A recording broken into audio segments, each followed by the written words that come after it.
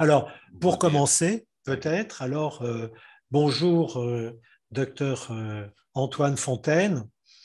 Vous êtes médecin directeur de la clinique de Sommery et vous menez donc cette expérience de psychothérapie institutionnelle et pas que psychothérapie institutionnelle, en tout cas tout un ensemble qui concerne ce projet que vous animez avec évidemment vos collègues et vos équipes.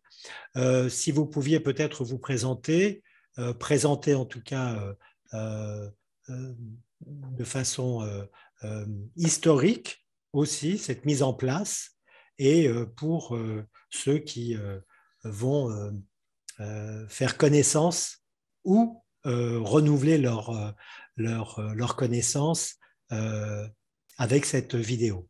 Je vous laisse la parole. Eh bien, merci beaucoup pour cette invitation. C'est pour un défi d'essayer de prendre la parole à l'extérieur du lieu où l'on travaille, parce que ça demande à mettre en forme l'implicite qu'on partage dans la vie quotidienne avec les équipes et les patients, et l'explicité pour l'extérieur. Je pense que c'est un exercice important et qu'hélas, on ne fait pas assez souvent parce qu'on est pris par la charge quotidienne de personnes souffrantes et d'équipes qui les accueillent la journée, la nuit, les jours fériés, les dimanches.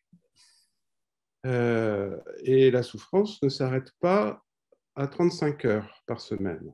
Donc, il y a là un défi de présenter de façon simple, j'espère, audible, un travail qui maintenant date de 1994 pour la clinique de Sommery, où j'ai commencé à faire des remplacements, et en qualité de praticien institutionnel à partir de janvier 1998. Alors, pour me présenter, donc, je suis médecin psychiatre, j'ai fait plusieurs tranches, comme on dit, avec des psychanalystes différents. Je suis membre de la Société de psychanalyse freudienne, où j'ai participé à des séminaires, organisé quelques colloques, été invité, fait des groupes de travail. Avant faire mes études de médecine, j'ai fait un diplôme d'état d'ergothérapeute. Et c'est dans le cadre des stages en psychiatrie que une personne de mon entourage, qui était éducatrice, animatrice, m'a conseillé d'aller à la Borde parce qu'elle sentait chez moi une curiosité pour accueillir les enfants un peu différemment. Donc, je me suis retrouvé à faire un stage à la Borde, où après 3 mois, je pense, de stage, je suis parti avec 2 questions. La première, c'était ce qui semble le plus difficile, c'est de travailler avec les collègues. Et la deuxième question, c'était quand je posais aux professionnels de la Borde quel était le projet de leurs patients, beaucoup me répondaient « Quel projet ?» Je suis resté avec ces 2 questions en fil rouge, si vous voulez. Peut-être ça va s'éclaircir au fur et à mesure de notre échange, mais je crois que c'est en moi, parce que travailler avec les collègues, c'est très difficile d'arriver à se comprendre lorsqu'on chevauche des zones et des strates entre la vie quotidienne et le monde interne du rêve, de l'agressivité ou du chagrin ou de la mélancolie qu'on doit pouvoir éprouver en séance dans la relation duel transférentielle, et ce qui se passe dans la vie quotidienne où tout ça ne se rejoint pas forcément. Et donc ça, c'est un travail constant, et je crois que c'est la toile de fond de la psychothérapie institutionnelle, c'est-à-dire le défi du travail à plusieurs. plusieurs au sein de l'institution, mais aussi avec les partenaires du médico-social avec qui on échange, avec les professionnels de la justice, de l'éducation nationale, l'aide sociale à l'enfance, etc. Et l'autre question, celle du projet, c'est mais est-ce que lorsqu'on est confronté à une personne qui a du mal à tenir debout, Jean-Henri parlait beaucoup du schizophrène qui tous les jours doit se lever, même plusieurs fois par jour, peut-on, en qualité de soignant, penser en termes de projet? Projet, c'est-à-dire construire un avenir. Alors bien sûr, c'est aussi toute l'ambition de notre travail, c'est-à-dire ne pas rester sur l'histoire, le passé, la nostalgie de la psychiatrie ou la nostalgie de l'enfance, mais aussi de créer, de cheminer ensemble, aller vers l'avant. Et pour aller vers l'avant, c'est sûr qu'il faut arriver à tenir debout. Et c'est pour ça que j'ai beaucoup, très tôt, je crois, considéré que, certes, il y avait l'histoire passée, qui nous constitue, qui traverse notre corps, circule dans nos veines et dans notre épigénétique ou notre génétique. Mais il y a, je crois, ce que j'ai appelé la géographie, c'est-à-dire le corps, la maison, l'espace, et que on ne peut pas demander à quelqu'un de comprendre son histoire s'il n'est pas prêt à la recevoir, c'est-à-dire qu'il a le lieu en lui-même pour la trouver et la rencontrer, aller la chercher. Donc le projet, c'est pas un projet forcément concret, mais c'est le pouvoir arriver à imaginer, fantasmer, désirer quelque chose de plus loin, tout en aidant les personnes à tenir debout. Et parfois, on ne se rend pas compte que les gens ne tiennent pas debout parce qu'ils ont trouvé des subterfuges, des méthodes, des résiliences pour s'adapter. Alors voilà, je pense, les deux questions qui me sont apparues après ce stage. J'avais quoi, 19 ans, à la Borde. Je ne les ai pas pensées comme ça à l'époque. C'est après 40 ans de pratique que je le formule comme ça aujourd'hui et que je formulerai probablement autrement demain. Donc cette expérience labordienne m'a fait rencontrer des personnes très particulières où j'ai dû me débrouiller, par exemple, pour faire des toilettes avec des gens, laver des cheveux à des personnes qui disaient « c'est pas la peine, mes cheveux sont en plastique ». Donc, fort de cette expérience, après des rencontres, j'ai démarré la médecine, qui a été un peu difficile au début, mais j'ai adoré les études médicales parce que je voyageais justement dans ce corps et je pouvais essayer de comprendre comment fonctionnaient les poumons, la maladie, le cœur, etc. Et je savais que je voulais faire psychiatrie. C'est-à-dire que c'était donc facile pour moi d'étudier parce que le projet était déjà là. Et puis, j'ai passé l'internat sur Paris et là, j'ai fait des expériences. J'ai choisi les stages, notamment à Ivry, chez Sadoul, à Corbeil-Essonnes, où il y avait Bonafé. Je ne l'ai pas connu, mais il avait fondé le secteur de Corbeil-Essonnes. Chez Azoulay, dans le 13e, et où j'ai fini par faire presque 2 années d'assistanat au centre Philippe Aumel et à Soisy-sur-Seine. Et c'est en 1994 que j'ai commencé à faire des remplacements à la clinique de Sommery. Voilà. Et au fond, je me suis senti tout de suite très bien. C'est que vous imaginez peut-être un château au 16e, 17e, 18e, avec 30 hectares de forêt. Et là, une population qui, à l'époque, était assez vieillissante et issue d'une psychiatrie héritée des années 70, peut-être même des années 60, après le célèbre passage du docteur Houry à Sommery, dont vous avez certainement entendu parler. Alors, à partir de là, j'ai commencé à travailler, à faire des allers-retours, dedans, dehors, entre la clinique, où je travaillais 3 à 4 jours par semaine, et j'allais à mon cabinet parisien.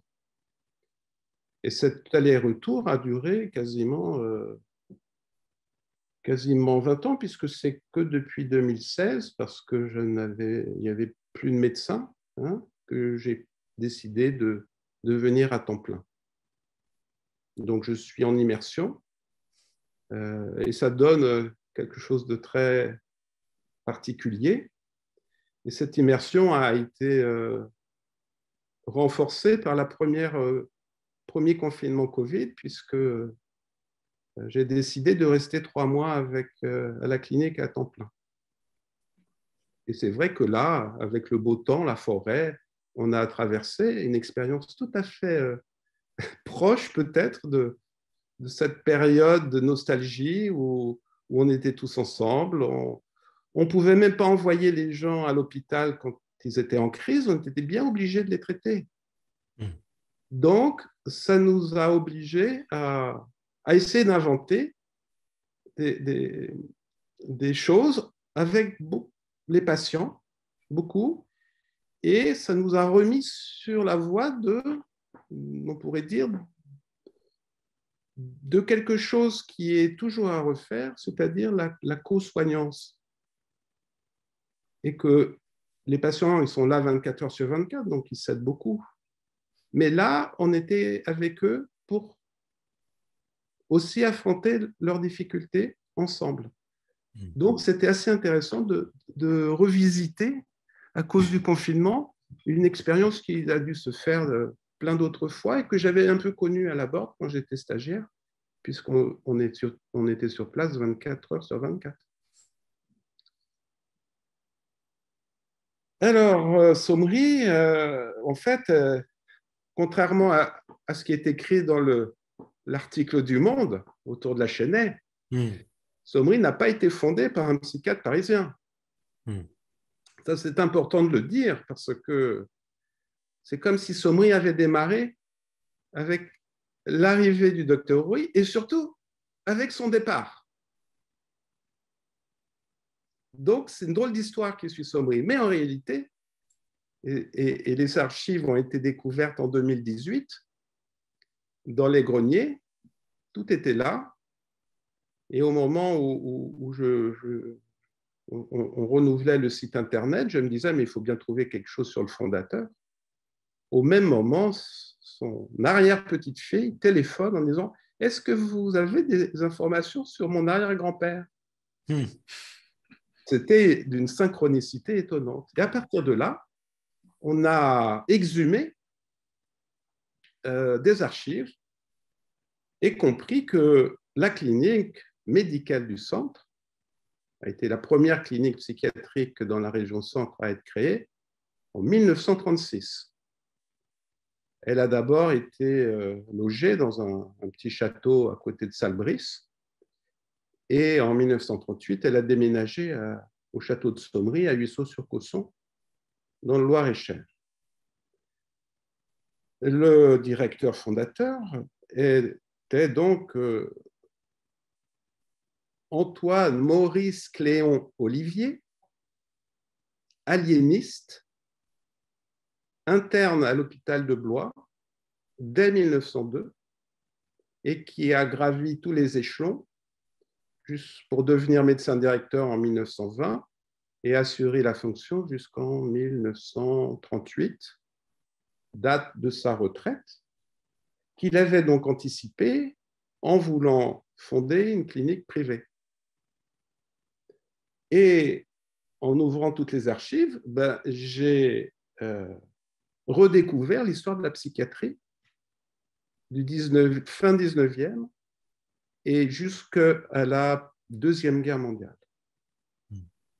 Il y a tous les dossiers médicaux depuis 1936 qui attendent d'être classés, regardés. Il faisait déjà des électrocardiogrammes, des examens de laboratoire, et on a même dans les archives des sismographes et des machines à électrochoc. Il pratiquait l'insuline et il est noté dans les journaux de psychiatrie d'époque qu'il obtient de très bons résultats avec la méthode de Sackel sur les schizophrénies. Mais il avait amené aussi des dossiers de l'asile de Blois depuis 1880, où il faisait des observations sur des patients chroniques qui étaient là depuis 40 ans à l'asile. Donc, j'ai trouvé là, si vous voulez, matière à resituer l'invention de la psychothérapie institutionnelle sur un aliénisme qui était déjà, en fait, contrairement aux images d'Épinal, où il y avait beaucoup de gens qui cherchaient des choses. Mais comme il n'y avait pas de médicaments, il ne faut pas oublier ça. La chlorpromazine, c'est tout récent, en fait. Avant, il devait inventer d'autres solutions. Et donc, on a toutes les expériences de souffle, de pyrétothérapie, de bain, de balnéo, de douche à grosses gouttes, à gouttes chaudes, de bain avec de la moutarde, etc. Donc, il y avait des personnes qui étaient au chevet de gens très malades et dont on n'arrivait pas à guérir les symptômes, d'autant que toute la psychiatrie, il ne faut pas l'oublier, était mélangée à la neuro-infectiologie, et notamment la syphilis tertiaire, qui a permis, avec l'arrivée de la pénicilline, de faire un tri entre la psychiatrie infectieuse, la neurologie et le trouble psychique. Et dont Freud a évidemment introduit, et il n'est pas le seul, avec les psychiatres phénoménologues aussi, ils ont introduit la question de la subjectivité de la personne dans la psychiatrie. Et ça, c'est vrai que c'est tout à fait important. Et Maurice Olivier, qui avait suivi les cours de Babinski à la Salpêtrière, en 1924, il présente à la Société des lettres du Loir-et-Cher un cours sur Freud. Il avait organisé un congrès, puisqu'il était membre du congrès de psychiatrie de langue française et des aliénistes de langue française, et qui avait un congrès annuel, et il l'avait organisé à Blois, alors qu'il était maire de Blois à l'époque. Et on le trouve à côté de Princesse Bonaparte, en train de parler, d'écouter tout ce qui se disait à l'époque. Et donc, on est en 1925 à peu près. Donc, ce monsieur, et je vais aussi vous raconter une histoire qui concerne aussi pourquoi on fait ce métier de psychiatre, je crois, ou de psychologue ou de soignant, en fait, explorait la psychiatrie ou l'aliénisme dans toutes ses dimensions, neurologique, somatique et psychologique. Et donc, Sommery est basé sur le souhait d'un aliénisme formé au début du XXe par un aliénisme issu de la fin du XIXe, et il suit toutes les découvertes modernes jusqu'à... il est médecin militaire pendant la Première Guerre mondiale, et il fait face, et sur le front, dans le Nord, il crée un embryon de dispensaire d'hygiène mentale pour accueillir ce qu'il a déjà compris comme étant les psychonévroses fonctionnelles, c'est-à-dire les soldats atteints d'obusite, on disait, hein, l'inflammation liée à l'obus, de camptocormie, de paralysie fonctionnelle, c'est-à-dire que tout ce qu'il avait compris comme étant finalement le stress post-traumatique. Le choc de grenade. Exactement. Donc, il avait au front créé un premier dispensaire et il était ensuite allé à Montpellier avec des neurologues pour réhabiliter les blessés de guerre et faire le tri entre les simulateurs, les vrais névrosés fonctionnels et les lésionnels, hein, ceux qui étaient vraiment atteints de troubles neurologiques. Donc, tout ça s'inscrit dans les découvertes de la psychanalyse, si vous voulez, où on s'aperçoit que, bah oui, il y a des paralysies qui n'ont aucun support organique. Alors, pourquoi il était devenu psychiatre? Je vous le raconte parce que, au fond, en 1902, il écrit une thèse, contribution à l'étude des aliénés réputés criminels. Parce qu'à l'asile de Blois, à l'époque, eh ben, les criminels sont des fois hospitalisés parce qu'ils ont des troubles. Et il y a déjà des grands débats sur doit-on les laisser circuler librement ou doit-on les enfermer? Donc, il y avait l'école anglaise, l'école parisienne, et tout ça se disputait sur la manière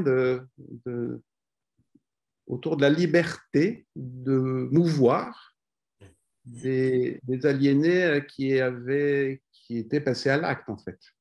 Hein? Et dans sa thèse, il la dédicace à son grand-père maternel, le docteur Griolet, qui était médecin généraliste à Sommières, dans le Gard. Et en dessous la dédicace, il écrit « Victime d'un aliéné ».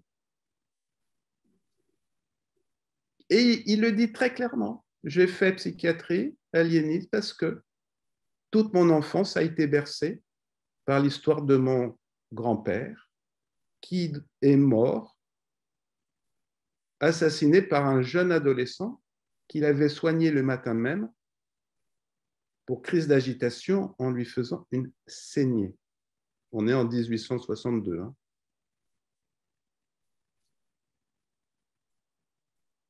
Avec ce que j'ai découvert là, si vous voulez, mais tout le monde le dit, hein, on le sait maintenant, qu'il y a des facteurs transgénérationnels à la souffrance et il y a des facteurs transgénérationnels à la sublimation. Et je crois génétique, oui. Aujourd'hui, on le sait.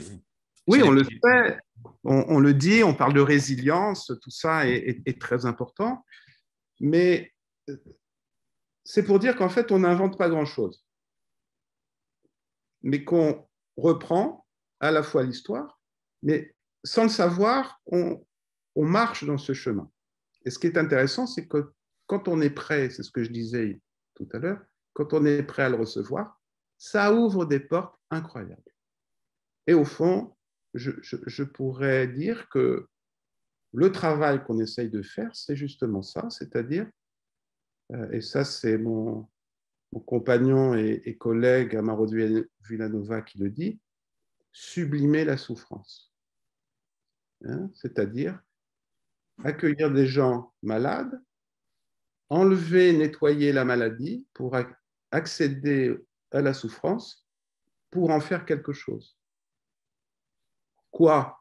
On ne sait pas, mais peut-être que si on a ça comme projet à l'intérieur de nous, en tant que soignant, et qu'on porte, et qu'on enveloppe, ou qu'on entoure, et qu'on tient, qu'on aide à tenir les gens, à ce moment-là, il y a possibilité, du fait de notre désir, du fait du transfert, du fait de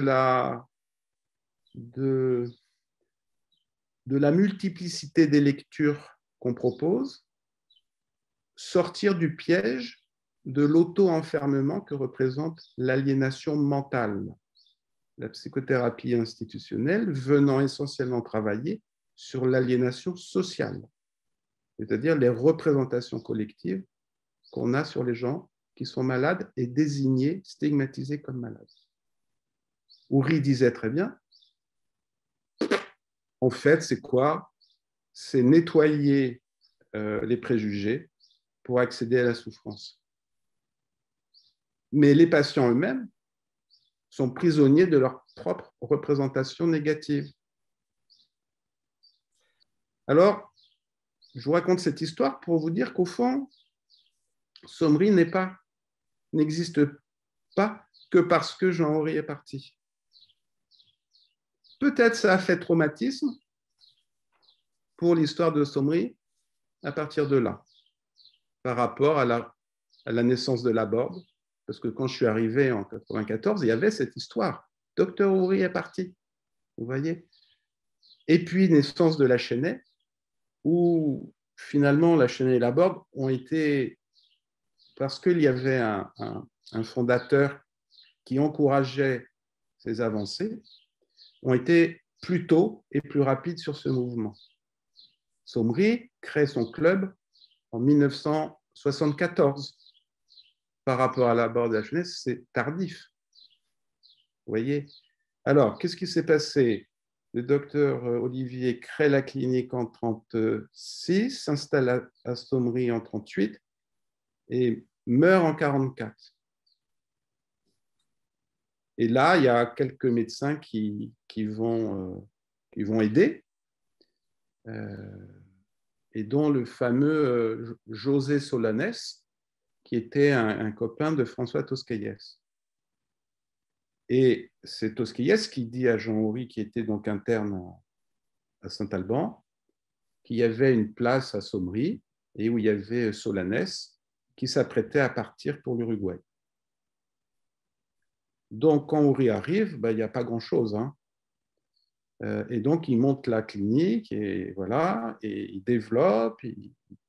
Tout ça, l'histoire le dit bien. Il essaye de créer un espèce de secteur privé, hein, parce que pendant la Deuxième Guerre mondiale, à partir de 1944, et la fermeture de l'asile de Blois par la commandante Tour, Sommery va être le seul lieu psychiatrique entre 1944 et l'ouverture de Laborde.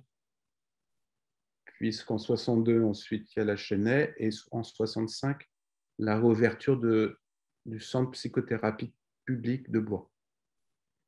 Donc Sommery est resté un petit peu au départ de Jean Oury, qui est parti parce qu'il y avait une mésentente avec la direction qui ne voulait pas faire de travaux. Donc Sommery est devenu une clinique, somme toute, assez classique, jusqu'en 1981, où il y a eu un incendie dramatique avec 6 morts, et Sommery a failli fermer. Et là, il y a 3 médecins, Dr Tchekon, Échard et Laval, ont refondé un projet plus dynamique. Et à partir de là, la psychothérapie institutionnelle reprend sa place avec une équipe de soignants qui étaient venus donner un coup de main. Et un club thérapeutique prend toute sa place. Néanmoins, quand j'arrive, c'est vrai qu'il y a beaucoup de vieux patients. Et j'avais appris de Jacques Azoulay, qui travaillait dans le 13e arrondissement, la notion de chronicité et d'insortable. Vous savez, ces patients qui sont là et à qui on ne peut rien proposer d'autre que l'espace du service hospitalier. Il avait mis en place un projet tout à fait intéressant qu'il a appelé des séjours séquentiels, c'est-à-dire de garantir aux patients qui sortent une garantie absolue qu'ils peuvent revenir, mais avec des dates fixées et intangibles, quel que soit l'état de santé du patient. S'il va bien, il revient, et s'il va mal, alors que ce n'est pas la date de retour, il ne rentre pas. C'était l'idée de différencier le monde externe du monde interne, qui, vous savez bien, dans la psychose, sont souvent confondus. Donc la question du dedans et du dehors est restée très présente à mon esprit, parce qu'elle vient toujours interroger que dans ces cliniques, ces châteaux, où finalement on fait des choses très intéressantes, on peut facilement oublier le dehors. Et c'est souvent un reproche qu'on fait aux cliniques de psychothérapie institutionnelle, c'est d'être un peu entre soi. C'est souvent un reproche qui est fait à tort, hein, parce qu'il y a beaucoup de travail ambulatoire. Mais c'est la question du projet dont je parlais tout à l'heure. Comment construire une limite, une frontière entre un dedans et un dehors. Donc, je crois que le travail de l'institution, de l'institutionnalisation, c'est ça aussi, c'est-à-dire différencier des espaces internes, des émotions qui ont des qualités différentes, qui sont identifiées, reconnues par les patients et par les soignants, et qui peuvent s'éprouver dans différentes situations, à l'intérieur de l'établissement, mais aussi à l'extérieur. Mais il ne faut pas perdre, vous voyez, ce mouvement permanent, ce mouvement. Hein. Voilà, donc je parle comme ça en vrac, hein, j'associe au fur et à mesure, mais c'est pour dire que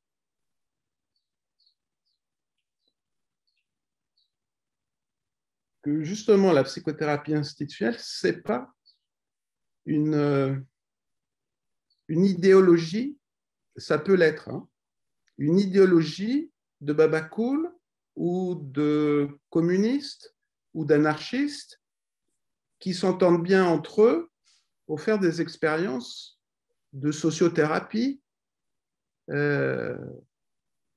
non critiques ou basées sur une pseudo-politique collectiviste. C'est pour ça que, bien sûr, au départ, il y a les trois jambes, hein, la philosophie, la psychanalyse et le marxisme, en termes de pensée collective, le défi du travail à plusieurs. Mais sur la version, justement, politique, idéologique, je reste prudent quant à la pertinence d'une gestion. Là, je m'avance un peu, mais je vous donne ma pensée personnelle, hein, sur la question de la gestion groupale, parce que le groupe et le collectif, c'est très différent. Et là, je m'appuie aussi sur les travaux de Bion, hein, où il a beaucoup travaillé les expériences de groupe, et on voit que ça peut être magnifique, à condition qu'il y ait des personnes qui guident. Mais il voit aussi que les mécanismes groupaux et collectifs peuvent être horribles. Donc, la question du guide, la question du transfert, vous voyez, c'est quelque chose d'important parce que, comme disait Joyce McDougall à ses patients, l'analyse est un voyage, on ne sait pas où l'on va, mais il y a un capitaine qui sait gouverner le navire. Et il s'agit évidemment, à partir de là, ne pas utiliser ce pouvoir pour dominer, mais utiliser ce pouvoir pour gouverner le gouvernail, mais au sens de on tient bon, le bateau flotte et sait s'orienter dans la tempête. Et voilà, je crois que c'est quelque chose comme ça de s'occuper d'une institution, savoir gouverner avec toute une équipe et tous les remous qu'il peut y avoir, et ça c'est la vie aussi, mais garder un désir qui profond de savoir d'où l'on vient et soutenir son désir. Et alors le désir, c'est quoi? Le transfert, en fait, c'est les soignants qui ont le désir de transfert. Ce n'est pas les patients. Quand on attend la demande, on peut toujours attendre, hein, parce qu'il y a des gens qui peuvent attendre dans leur lit et ça leur suffit. Ils écoutent le bruit, ils écoutent, ils regardent, mais ils ne demandent rien. Donc, je pense que dans l'intention de psychothérapie institutionnelle, c'est vraiment le désir des soignants qui est le moteur de tout ça, et pas seulement de gérer des lits ou des crises. Donc, c'est un engagement de psychothérapie. Et je crois que c'est très, très important. Et les découvertes d'analyse institutionnelle, c'était de dire, bon, bah, on ne va pas confiner les patients dans leurs symptômes. Donc voilà, ça c'est très important. Mais par cette brève introduction, ce que je veux dire, c'est que par rapport à Sommeil, c'est une vieille histoire. Hein, et je pense qu'il ne faut pas oublier ce qui a précédé même les inventeurs de la psychothérapie institutionnelle.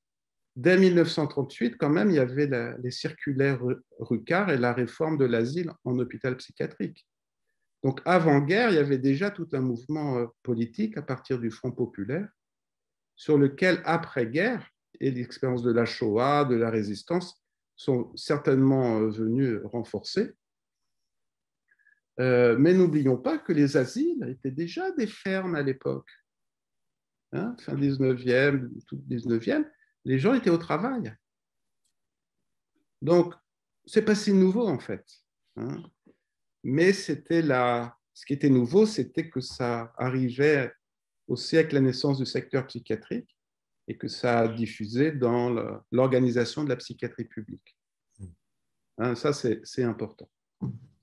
Après, l'évolution fait qu'en psychiatrie publique, les équipes sont souvent contraintes en milieu hospitalier temps plein d'accélérer leur durée de prise en charge pour se cantonner à la crise. Mais il y a normalement des dispositifs ambulatoires qui permettent de travailler le fond psychothérapeutique. Oui, aujourd'hui, c'est plus à la mode le phénomène de la porte tournante. Donc, oui, un patient rentre, un patient sort. C'est ça. Alors, je ne sais pas si c'est une mode ou j'en sais rien, mais en tout cas, il n'y a pas de pensée sur le dedans et le dehors, parce que les gens rentrent parce qu'ils vont mal et ils ressortent parce qu'ils vont bien. Mais ça ne suffit évidemment pas, puisque il ne faut pas imaginer que c'est en 15 jours que les gens vont bien. Oui, donc vous soulignez l'importance d'être présent, sur la longue durée. D'être présent sur la longue durée pour pouvoir évidemment déjouer les pièges de la pseudo-guérison. Oui. Parce que les gens n'ont pas envie de rester à l'hôpital. Donc, ils vont mieux. Ils vont mieux. Ou alors, ils sont uniquement traités que pour des symptômes bruyants. Donc, ce qui est intéressant dans notre manière de liberté de durée de séjour, on va dire liberté entre guillemets, c'est qu'on accueille des patients qui ont fait de nombreux séjours, souvent courts, dans les services de psychiatrie, adultes et adolescents. Et c'est vrai que de leur laisser le temps de déployer leurs symptômes négatifs et de ne pas s'en laisser compter, si vous voulez. Hein, c'est-à-dire, on ne les prend pas au premier degré, on sait qu'ils manifestent quelque chose. pour mettre à l'épreuve notre solidité, notre désir. Hein, mais ce que vous nous promettez là, c'est vrai ce que vous nous dites? Ben, on essaye de dire, ben, peut-être qu'on est maladroit, mais on tient bon. Eh bien, souvent, il reste le temps qu'il faut pour pouvoir reprendre des choses qui n'ont jamais pu vivre depuis la toute petite enfance, en réalité. Et ça, c'est un élément important qu'on garde à l'esprit, en tout cas quand on est psychanalyste, c'est qu'on est plutôt pédiatre que psychiatre. C'est-à-dire qu'on accueille les détresses de l'enfance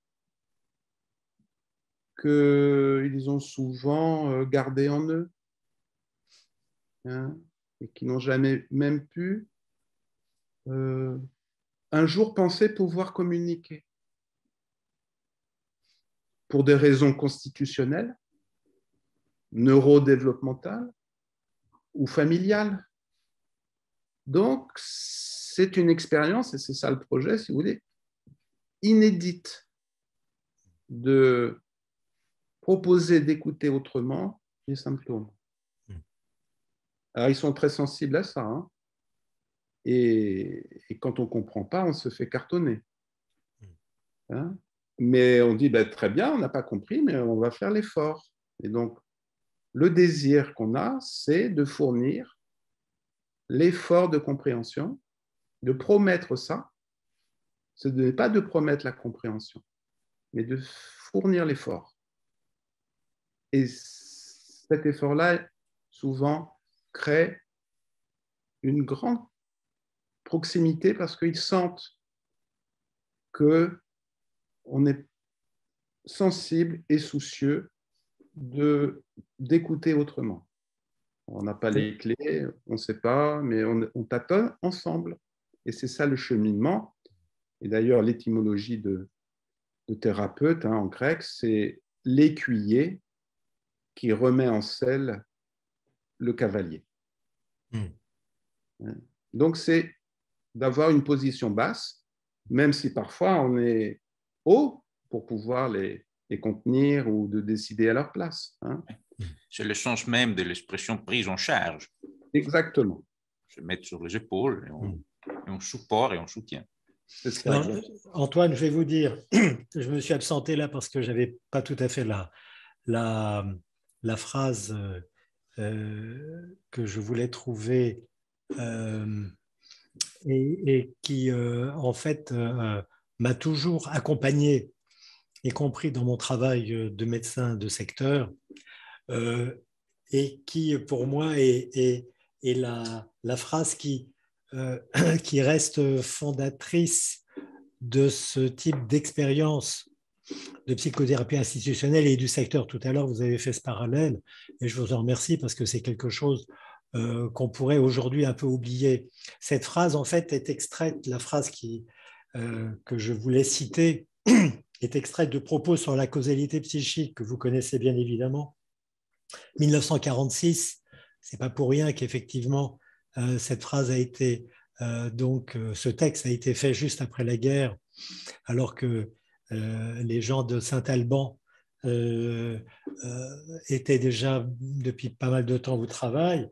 Je la rappelle et après donc on échange et c'est un peu l'idée de ce travail l'idée que je me fais de ce travail que vous menez avec d'autres évidemment, mais à Sommery en particulier, c'est loin donc que la folie soit le fait contingent des fragilités de son organisme, elle, donc la folie, est la virtualité permanente d'une faille ouverte dans son essence. Loin qu'elle soit pour la liberté une insulte, elle est sa plus fidèle compagne. Elle suit son mouvement comme une ombre et l'être de l'homme, non seulement ne peut être compris sans la folie, mais il ne serait pas l'être de l'homme si elle ne portait pas en lui la folie comme la limite de sa liberté. Alors bon, je m'arrête là parce que le texte est très long, mais en fait, ce moment où vous dites que la pandémie vous a fait décider de rester pendant quelques mois assombri, c'est-à-dire de rester à l'intérieur de la clinique,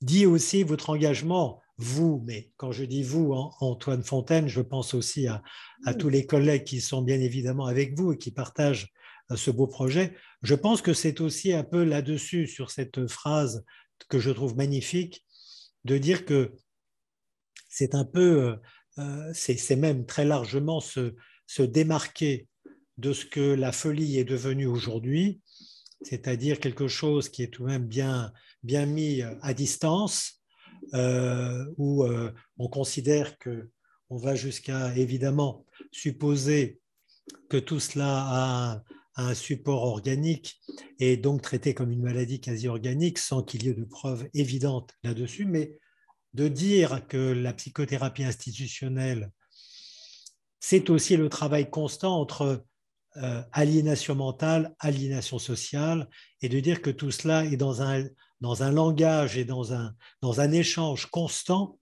et de se situer à essayer d'y comprendre sur la durée, comme vous le faites, la façon dont ces personnes qui viennent vous voir, que l'on vous adresse, viennent un peu pour vous faire constater que ce dialogue, c'est un moment interrompu violemment, qu'il n'y a pas a priori de place pour ces personnes qui peuvent décompenser et que cette espèce d'entre-deux et cette porosité que vous souhaitez entretenir et questionner est pour moi, je dirais presque un exemple de ce que une institution qui accueille le mal-être psychique porté à son plus haut degré, c'est-à-dire ce qu'on appelle assez rapidement la maladie mentale, et de dialoguer constamment avec ces sujets qui témoignent de leur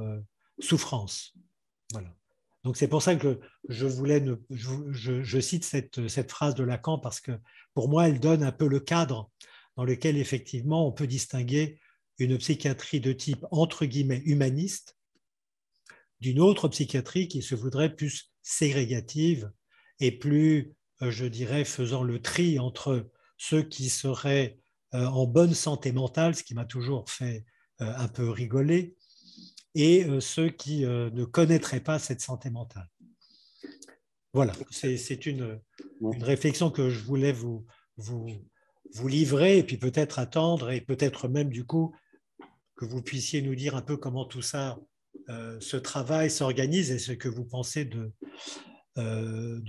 tout cela, quoi.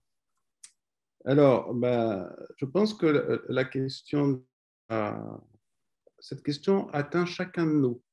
Et c'est en ça que la psychanalyse est importante pour moi, c'est qu'on ne peut jamais l'abandonner, la question de la ségrégation et la question du dialogue, de l'ouverture, parce qu'elle nous atteint tous, tout le temps. C'est-à-dire qu'on prône la libre association, hein, comme disait Freud, mais au fond, on n'aime pas ça. On n'aime pas être ouvert, rester ouvert. C'est pas qu'on n'aime pas, c'est que c'est un travail permanent. C'est dur, c'est difficile. C'est toujours difficile. Parce on aime aller à la simplicité. C'est résolu. La première phrase, quand un médecin arrive dans son service, il pose la question, je crois que vous la connaissez, c'est calme? Oui. Psychiatrie, oui, c'est une question. Oui, c'est-à-dire qu'on est au cœur, vous voyez, cette phrase d'arriver dans le service, c'est le cœur du travail. Qu'est-ce qu'on souhaite? Bon, je ne demande pas, je ne veux pas qu'on se soit agité, mais le calme, c'est aussi la mort. Il y a plein de services calmes. Oui. Hein? Où il y a plein de services d'agités, l'idée, c'est de les calmer pour qu'ils sortent. Donc là, vous voyez, avec cette expression du médecin qui arrive, on est au cœur de quelque chose du temps mort ou du temps vivant. Donc, cette question, elle est toujours. en nous, c'est-à-dire au fond, qu'est-ce que le médecin espère? Du calme, de l'activité, du repos, de la pensée, regarder le match de foot. Oui, c'est quand on est en service en psychiatrie, on est là, disponible a priori à quelque chose qu'on ne sait pas. Alors, le travail institutionnel, c'est tenir compte de l'ensemble du contexte pour faire en sorte. C'est quoi l'idée? Ben j'ai redécouvert Racamier ces derniers temps. Hein? C'est d'arriver au travail psychique, c'est-à-dire que tout le monde situe sa présence dans que ça concerne l'espace intérieur et qu'on est fou si on exporte toujours ces problèmes à l'extérieur ou qu'on les renferme toujours à l'intérieur. Donc, la mission du soin psychothérapique, vous voyez, c'est, alors, je rebondis sur l'engagement, et là, c'est compliqué, parce que là, je suis confronté à la notion d'engagement qui n'est pas la même pour tout le monde. Et aujourd'hui, oui. Aujourd'hui, c'est très complexe. Et je dis à mes jeunes collègues, je ne vous demande pas de faire comme moi. Parce que, bon, moi, j'ai un parcours, ma vie est organisée autour de mon travail, essentiellement. Hein, vie personnelle et vie professionnelle est très liée depuis toujours. Donc, la question de l'engagement, ce n'est pas forcément d'être là à temps plein, c'est d'essayer d'arriver à penser la nature du transfert, en fait. Hein? C'est-à-dire d'essayer de penser en permanence à des niveaux de langage différents. D'avoir cette attention-là pour pouvoir toujours créer des pas de côté de façon à ne pas être aliéné aux symptômes et nous-mêmes ne pas aliéner les patients à notre désir de calme. Mais c'est vrai que des fois, on dit des choses et ça provoque des crises. Mais des crises, à ce moment-là, on calme avec des médicaments et on n'avance pas. Et c'est pour ça que c'est important que je parlais de la géographie du corps. C'est aussi important parce que nous avons, depuis plus de 20 ans à Sommeil, l'utilisation des enveloppements. PAC. Ce qu'on appelle PAC, qui est un mot qui est mal compris, mais là aussi l'histoire est importante. Et si je parle de Racamier, c'est très important.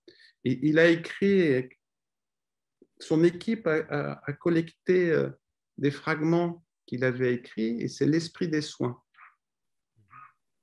Il est épuisé, on a réussi à le trouver, mais c'est très, très important. Il reprend toute l'expérience de l'institution qu'il a créée à la Velotte, à côté de Besançon. C'est très joliment dit, c'est très joliment écrit, c'est poétique, c'est son style, et il n'y a aucune aliénation à quelconque société ou courant psychiatrique. C'est vraiment son expérience, et je vous le recommande si vous ne l'avez pas lu. On ne le trouve plus, c'est dommage. Non, non. Mais bon, il doit exister dans des bibliothèques quand même. Oui, c'est ça. C'est ça. Mais ce que je voulais dire, c'est que oui. Racamier, ça fait partie c'est lui qui a fait revenir le PAC en France. Hein, puisqu'il est allé visiter Chestnut Lodge dans les années 50, où il a vu Woodbury faire des PAC. Et il en faisait, il était horrifié au départ, et puis il a vite compris que soigner les personnes en les réunissant physiquement apportait, recomposait le soma et le psyché, le corps et l'esprit. Donc, il a fait venir Woodbury dans le 13e, et après, ça s'est diffusé en France. Et maintenant, c'est remis en question pour des histoires idéologiques cons, hein. Idiotes. Voilà. Et donc, c'est pour dire que, je ne sais plus exactement, mais c'était que nous pratiquons les enveloppements assortis d'un travail corporel sur le contact qu'on appelle aptonomie, Franz Wellmann, hein, de manière à ce on fait ça par terre, les soignants sont formés, ont eu eux-mêmes des packs, de façon à oser s'approcher. Oser s'approcher. Vous voyez l'engagement? Oui. C'est un peu déstabilisant d'entendre un psychanalyste qui parle de personnes physiques dans une époque où on parle de connexion et on entend parler de présence, d'engagement, tout ça, ça donne une vision originelle de la pratique clinique. Je pense que oui, je dois être assez original et Sobri est actuellement assez original par rapport à l'engagement de l'équipe ça a demandé des années de travail aussi, des changements de personnel, des nouveaux, qui sentent qu'on s'occupe réellement des personnes et pas de leurs symptômes ou de leurs maladies. Et que ça demande une ouverture à des expériences pour nous aussi, les soignants. Donc c'est vrai, c'est compliqué de dire à des jeunes infirmières, vous savez, le garçon qui vous touche, il n'est pas en train de vous tripoter, mais il essaye de vous rencontrer. Voire même de se sentir vivant. Exactement, dans le contact. Parce qu'il y a une espèce de préjugé, alors en ce moment encore plus, hein, sur l'intentionnalité malfaisante de la sexualité. Alors c'est vrai, hein, on ne va pas dire le contraire. Oui. Ça rend les hommes un peu fous, cette histoire. Mais il n'y a pas que ça, il y a avant la sexualité, avant la génitalité, il y a tout ce qui se passe avant, autour de la construction du corps, de l'image du corps, des défauts de portage, de création en yeux dirait du moi-peau. Vous voyez, des choses où le dedans et le dehors, justement, ne sont pas des unités. Il y a un patient ici qui passe son temps à regarder le visage des gens et d'essayer de voir si le visage s'assombrit à cause de lui. C'est compliqué, hein, parce qu'il a des compétences. Mais tout d'un coup, des questions énormes viennent l'assailler si il perçoit quelque chose dans le visage de l'autre. Ouais. Moi, je connais une patiente, une petite fille qui est en fixation sur les lunettes. Parce que les lunettes cachent le visage, qu'elle se les regarde. Oui. Donc tout ça est très important et ça me fait associer sur le fait que avant d'être psychanalyste, Jean-Henri était psychiatre, médecin. Et quelque part, je ne crois pas trahir sa pensée en disant qu'il n'était pas du tout content de l'idéologie 68arde, qui a mis une espèce de bazar dans son projet de soigner des gens. Donc, c'est en ça que moi-même, je suis prudent par rapport à l'idéologie, au théorisme, c'est-à-dire le terrorisme des idées. Hein? Parce que c'est la même chose que le terrorisme des symptômes ou de la maladie. Ça enferme la pensée. Et c'est pour ça, je crois que je suis sensible à l'approche du contact et du travail sur des enveloppes. Alors, enveloppe, il y a les packs, c'est la plus petite, c'est un espace de séance à la dimension du corps de la personne. Et puis il y a toutes les enveloppes extérieures, c'est-à-dire comment on parle, les réunions, le club thérapeutique, la co-soignance. Hein, et tout ça, est quand même, dans la psychothérapie institutionnelle telle que nous la pratiquons, pensée en feuillet. Hein, et je crois que tout ça n'est pas très, très, très organisé. Hein, c'est pas comme ça, mais il y a une culture, et ça c'est important, une culture qui diffuse au sein des patients et des soignants, qui fait que c'est le contact avec la personne et ses difficultés qu'on envisage avant tout, plutôt que la maladie. Hein.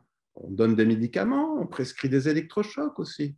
Hein. C'est pas du tout incompatible avec la psychanalyse. La psychanalyse n'est pas une science qu'on applique à tout le monde, tout le temps et n'importe comment. C'est juste ça fait partie de la boîte à outils dans un positionnement d'engagement. Mais d'engagement sur oui, il y a un monde interne, et si on ne reconnaît pas le monde interne et ses conflits ou ses difficultés, on passe à côté de l'essentiel de l'humain.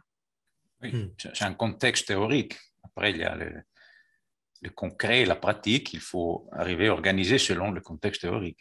C'est ça. Mais ce n'est pas une théorie qu'on applique à tout bout de champ. Oui, oui, ce n'est pas absolu. Oui. On cherche, en fait. On est des chercheurs. Et on est, comme les anthropologues disaient, l'observation participante, c'est-à-dire que notre engagement influence le phénomène observé. Oui. Et vice-versa. Donc, nous faisons des réunions cliniques et les patients font des réunions cliniques sur nous. Oui. C'est le principe d'indéterminabilité d'Eisenberg. C'est comme ça. Et puis, on se rencontre et on échange. Et on ne parle pas vous et nous. Ça a été un peu le piège au moment du Covid, où il y avait alors là, on a vu revenir, alors c'était étonnant, hein, les préjugés anthropologiques. Le malade est celui qui est infecté et porteur de germes. C'était étonnant. Hein, en quelques jours, en quelques mois, semaines, cette conception de l'aliénation est revenue sous forme infectiologique. Oui, on est arrivé même à dire que l'infecté est coupable. Exactement. Vous voyez, c'était compliqué ça, mais ça nous a permis, je ne sais pas comment mes collègues le pensent, ça, à distance, on en reparlera, mais ça nous a permis quand même de revenir et de reprendre conscience du danger, de l'hygiénisme mental, qui a été toujours le débat, hein, et notamment dans la thèse du docteur Olivier, les criminels, les aliénés réputés criminels. Vous voyez, on est sur cette question-là, hein, qui est évidemment le pasteurisme. On n'est pas éloigné de ça en ce moment. Mais voyez Antoine, il me semble, votre remarque me fait venir une autre association, c'est que ce qui a fait retour aussi, me semble-t-il, c'est de considérer que quand j'ai cité cette phrase de Lacan, c'était aussi en 1946 pour essayer de dire que cette folie, elle n'était pas à mettre à distance et qu'elle était consubstantielle à l'être humain. Ben oui. Le virus, quand il est arrivé avec sa panoplie de terreurs, a fait revenir cette autre terreur qui consiste à dire qu'on va verser dans une folie. Il y a une sorte de bord dans lequel il faudrait se remparder, car après tout, ça serait une horreur que de considérer la folie comme une sorte d'élément comme ça dont il faudrait se garder. Voilà, nous voilà dans la pénombre. Quand on aborde ce sujet, on est toujours dans la pénombre. Et d'une certaine manière, ça ne fait qu'illustrer ce que vous dites très justement, que ce qui est revenu, c'est effectivement ce qui se passait, peut-être pas du côté d'Olivier, mais bien avant, à savoir qu'il fallait faire la distinguo entre la folie et l'urbain. Moi-même, j'ai été pendant 7-8 ans à l'hôpital psychiatrique d'Évreux, à Navarre, où il y avait, comme vous l'avez rappelé, une ferme et les gens ne sortaient plus.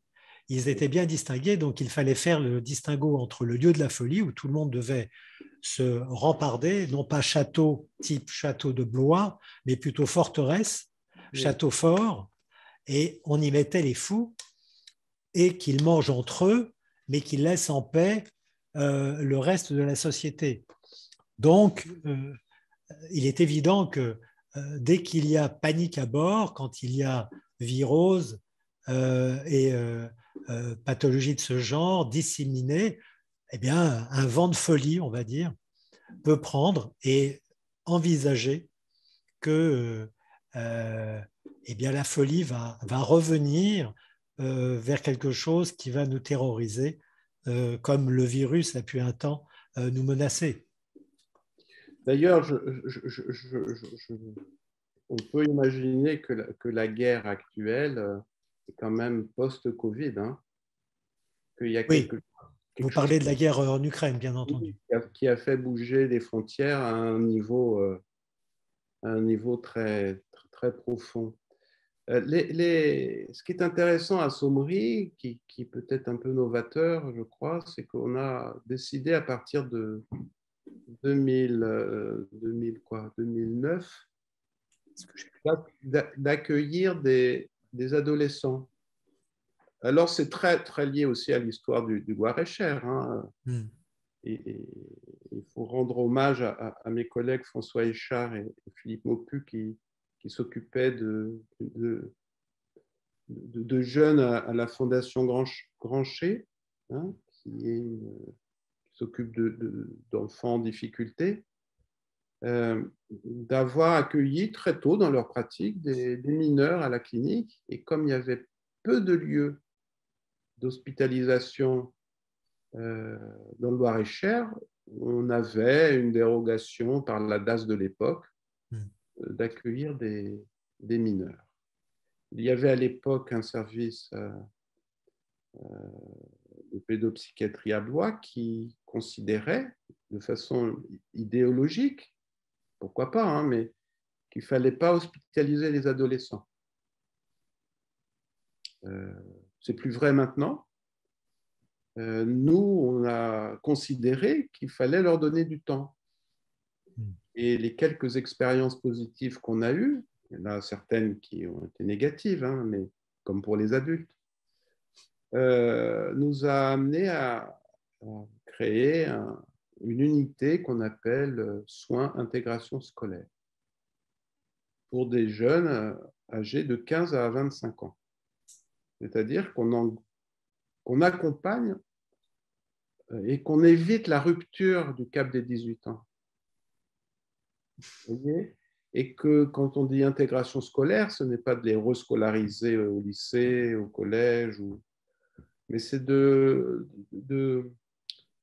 prendre au sérieux leur intelligence, leur capacité cognitive et sortir de la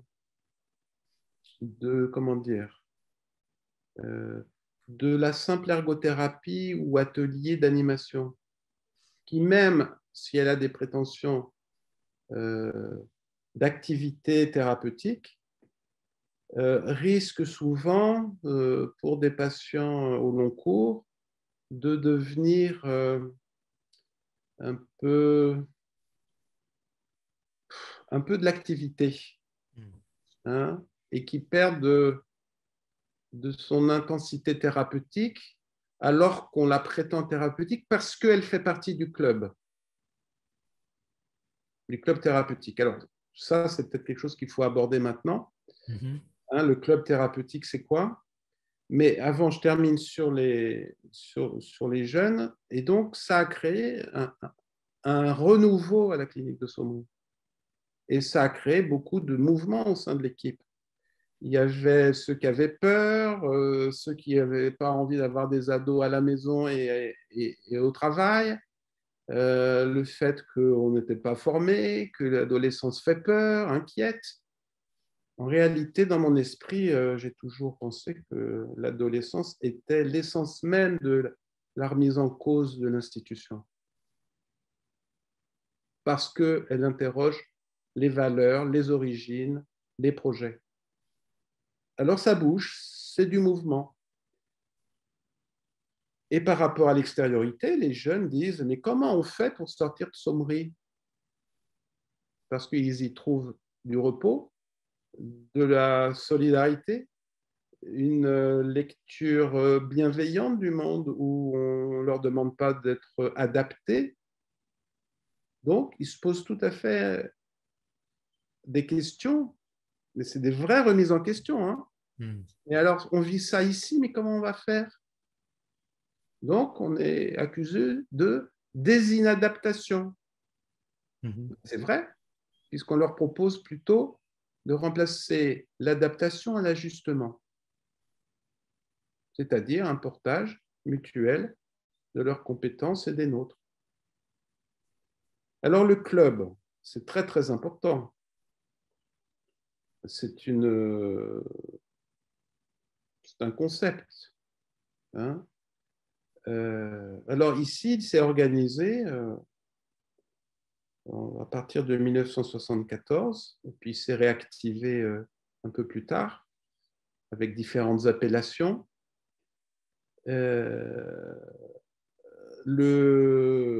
L'Assemblée générale, tous les ans, élit son bureau et son conseil d'administration. Et donc, il y a un collège patient et un collège soignant. Donc, il y a une parité.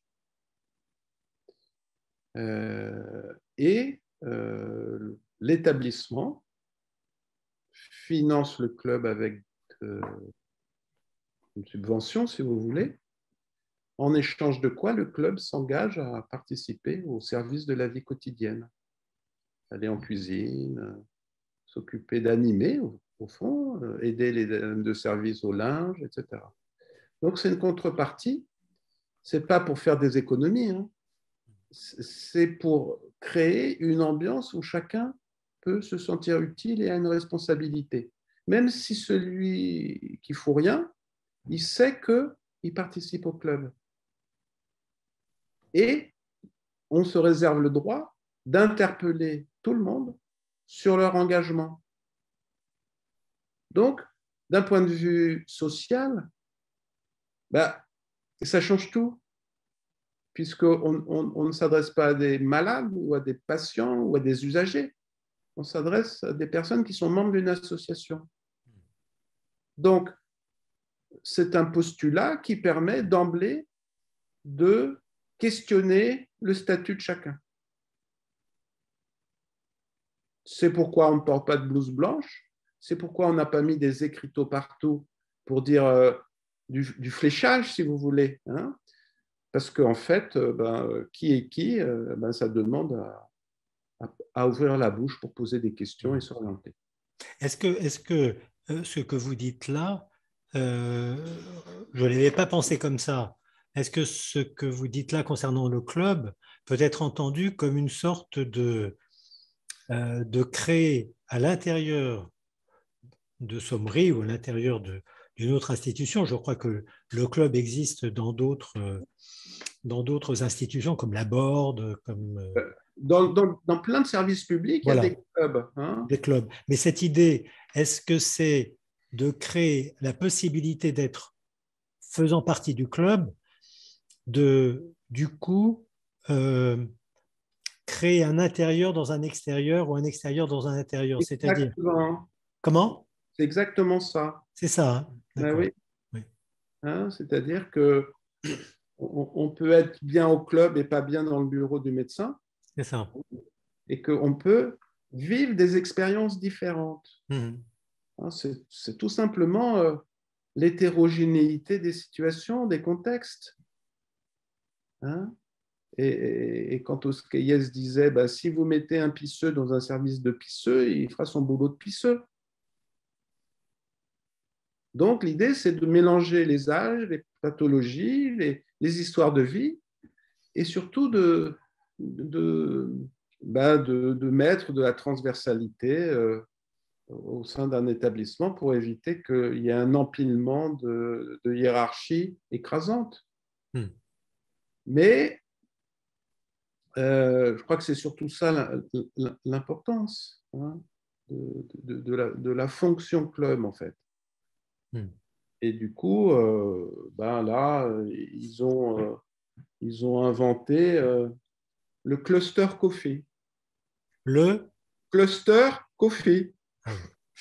Donc, ils ont enfin réalisé, au bout d'un moment, qu'eux-mêmes, ils pouvaient s'amuser de leur expérience, d'être ensemble, en cluster, autour d'un café.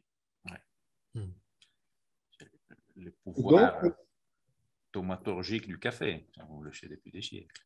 Oui, mais c'est intéressant comment ils ont créé, à partir d'une expérience a priori difficile, eh ben, ils en ont socialisé quelque chose pour l'identifier comme un élément fondateur. Bon, on est de nouveau ensemble. Oui, là où vous parliez de pandémie, je me souviens que le mot cluster avait une place inquiétante. Il fallait détecter les clusters. Ben oui, on en a eu un, je crois, ou un seul pendant la pandémie. Mais bon, on a de l'espace, hein. Mais c'est marrant parce que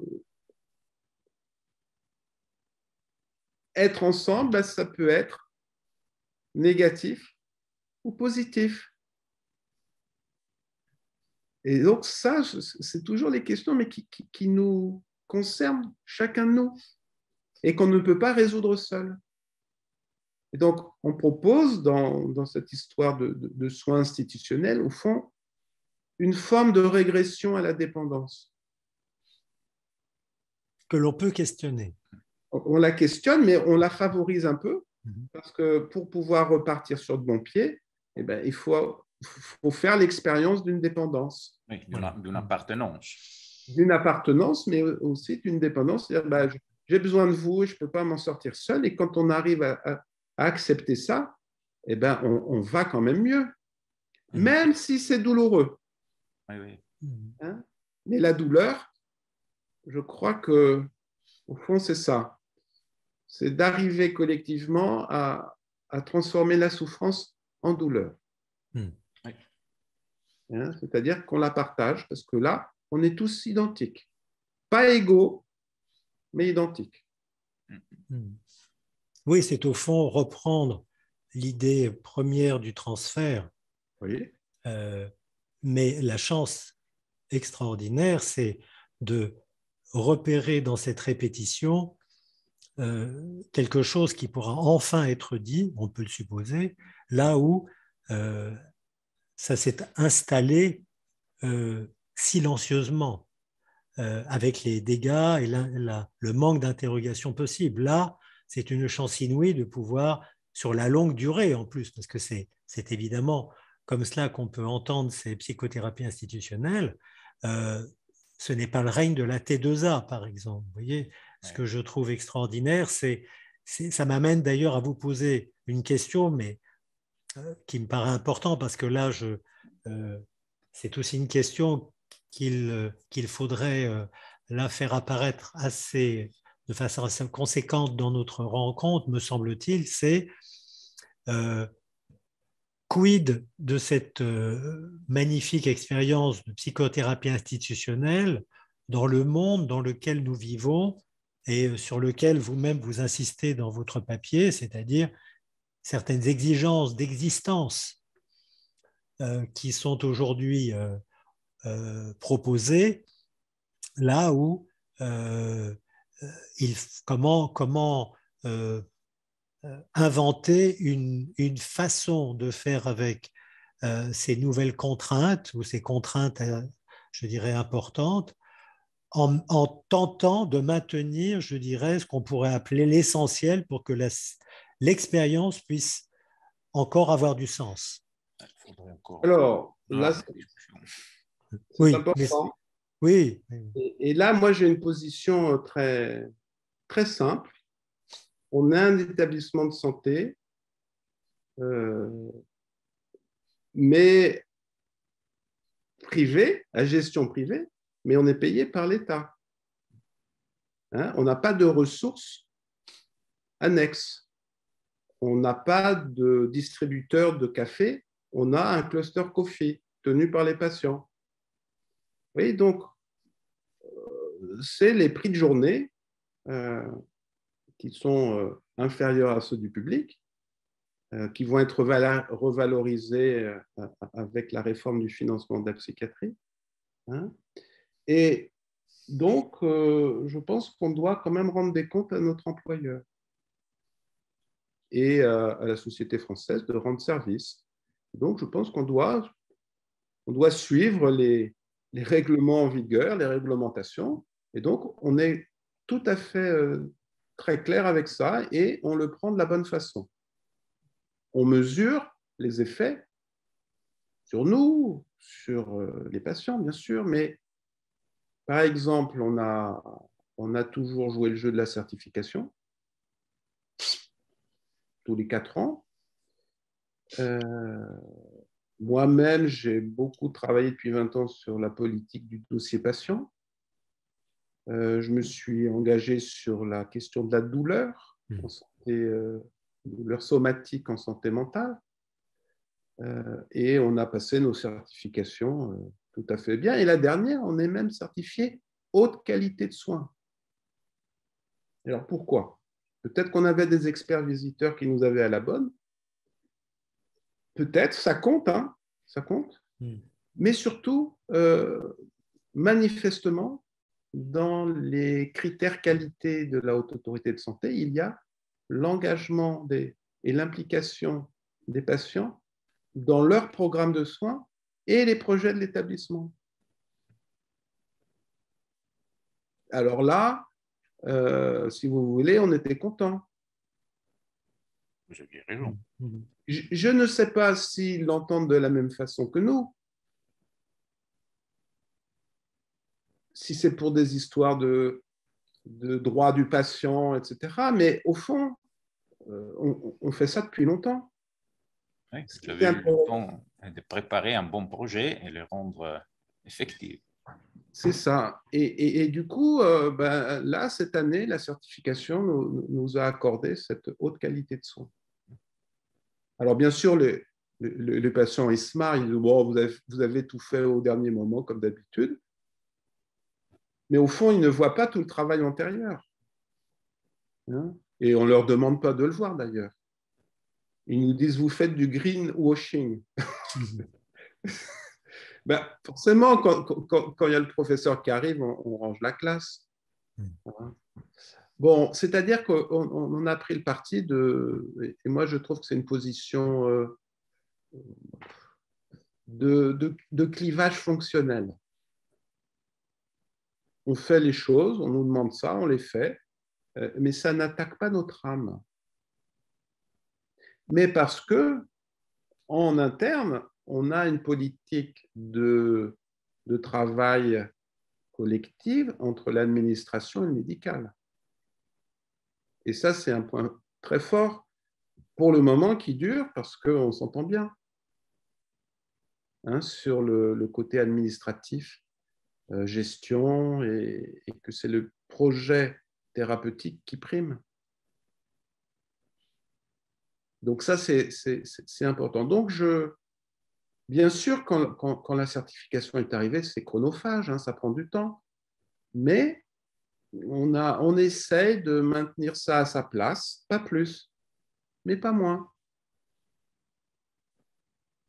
Donc, si les patients ont du mal à vivre à l'extérieur, nous aussi, on doit nous adapter aussi aux contraintes externes. Donc, ça fait partie de la réalité. Alors, à nous de faire évoluer les mentalités de nos tutelles en expliquant ce qu'on fait. Et je trouve que pour le moment, ils sont plutôt dans une bonne... dans la région centre, ils écoutent. Ils sont peut-être aussi traversés par la culture locale ou régionale. Si on a une crédibilité, les gens sont bien disposés à nous croire, à nous faire confiance. Oui, et puis les usagers font des bons retours, vous voyez. Donc, voilà. Et puis peut-être, comme une petite pointe d'humour, excusez-moi Antoine, mais je me demandais si effectivement vous êtes dans une zone où il y a des châteaux, de magnifiques châteaux, et je me suis demandé à un moment si cette, cette filiation royale avec château de Chambord, les autres châteaux magnifiques, donnait, Chenonceau, etc., donnait à ces différents châteaux où se sont installées les psychothérapies institutionnelles, il n'y avait pas là, je dirais presque, une sorte de, comment dire, façon de qu'il y ait une connivence entre ces différents châteaux et que chaque château veillait sur un autre pour effectivement assurer une sorte de, comment dire, bienveillance dans cette région de France qui recèle des joyaux au niveau château. Et c'est à la fois une question que je me suis posée et en même temps probablement une question que d'autres se sont posées, certainement. Question de noblesse. Voilà. Quartier de noblesse. Alors, peut-être, alors surtout à Sommery, parce que les ancêtres, j'ai mis des petites choses sur le site de Sommery là-dessus. Les Johannes de Lacar, marquis de Sommery, étaient en effet apparentés à Colbert, par alliance, et ont été gouverneurs de Chambord pendant plus de 150 ans. Voilà. Oui. Donc, c'est vrai que Sommery a quelque chose de... une note plus, je dirais, plus ancienne que l'Aborde et la Chênaie, d'ailleurs. Oui, oui. Oui. C'est vrai qu'il y a quelque chose dans les murs qui peut faire penser qu'il y a peut-être des relents de féodalité ou quartier de noblesse, disait Lorenzo. Oui, peut-être. En tout cas, on espère que la psychiatrie qu'on propose soit noble. Oui, dans le sens dignité humaine. C'est ça, exactement. Et que... On utilisait le terme de courtois. C'est ça. Aujourd'hui, on ne l'utilise plus personne. Et que du coup, là où on aime travailler, on peut accueillir des personnes qui sentent qu'on les aime, mais qu'on les aime d'une bonne façon, pour eux-mêmes. Antoine, là, docteur Fontaine pour les youtubeurs, là, on arrive peut-être un peu au terme. On pourrait évidemment rester là avec vous, à vous entendre et puis à discuter, à échanger surtout, parce que c'est tellement passionnant ce type d'expérience. Mais est-ce que vous pourriez nous dire en quelques mots la façon dont vous percevez, alors pas l'avenir, parce qu'en même temps c'est très très difficile, c'est une question tellement passe-partout, mais en tout cas, qu'est-ce que vous envisagez dans cette dynamique que vous connaissez, que vous accompagnez? Je sais que vous êtes vous-même dans un moment de transition concernant effectivement la continuation, la continuité de cette expérience et les questions que cela vous évoque.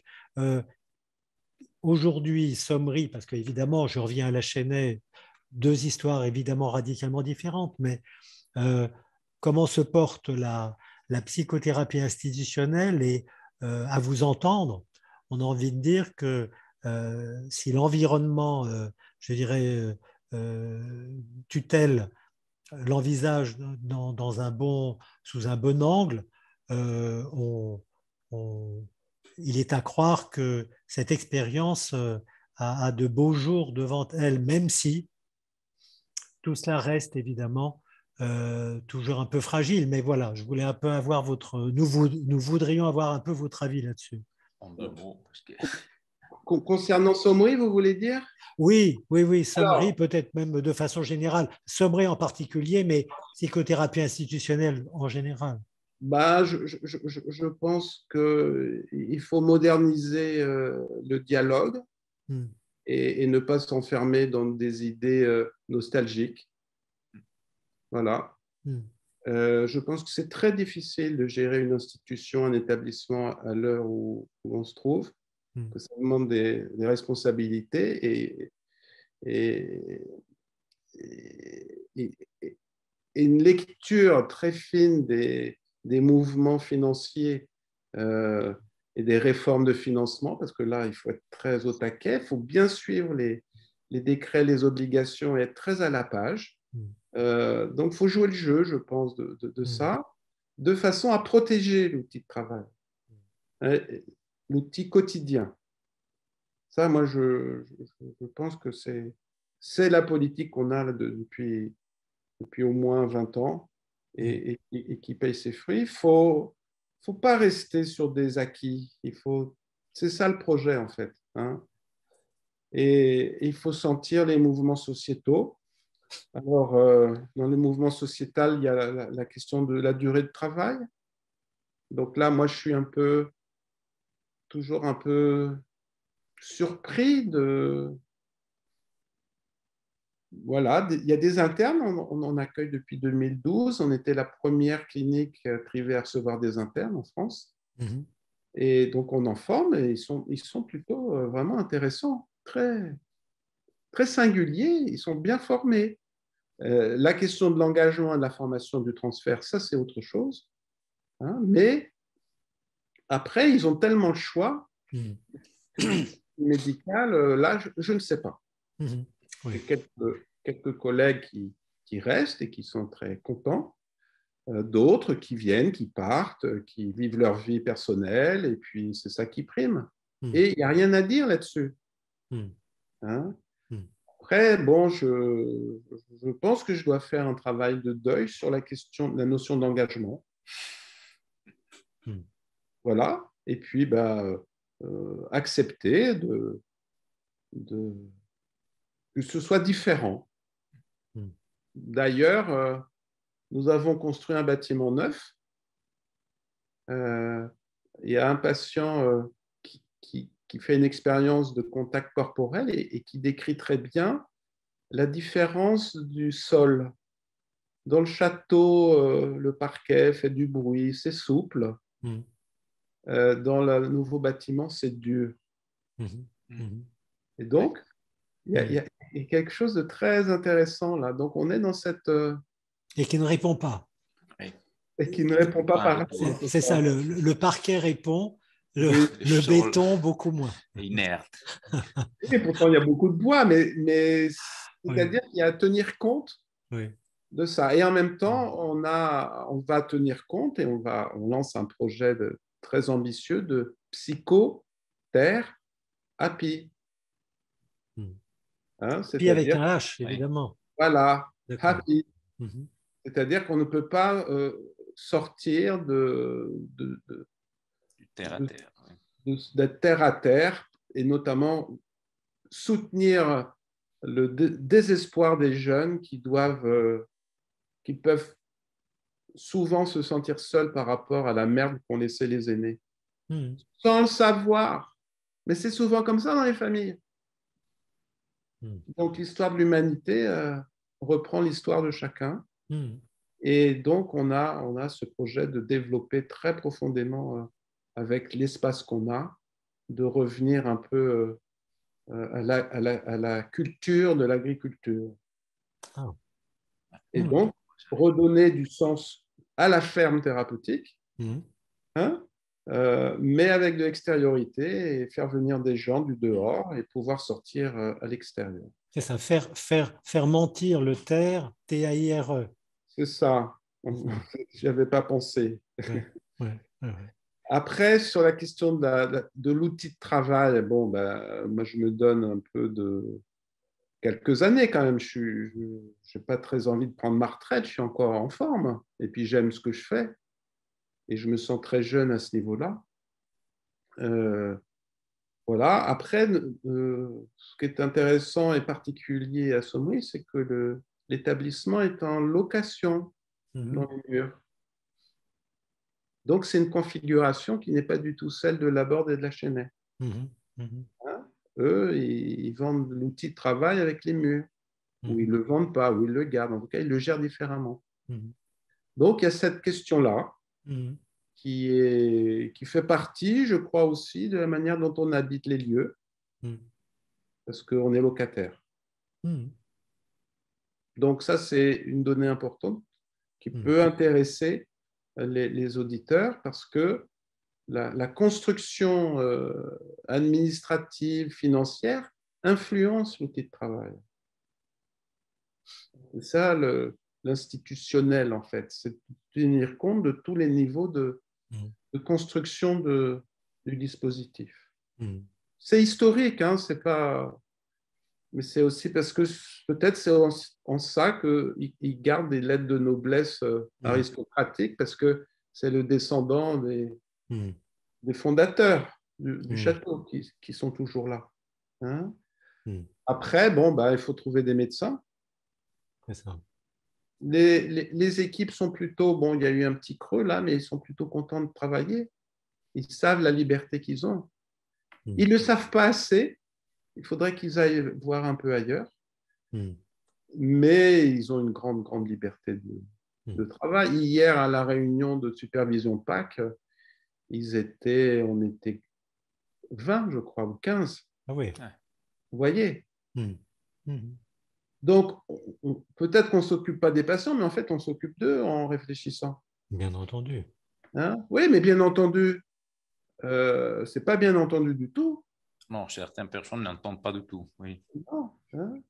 Enfin, bien entendu, tel que vous le dites et tel que nous l'entendons. Oui, mais c'est ça qu'il faut absolument expliciter. C'est clair, oui, oui.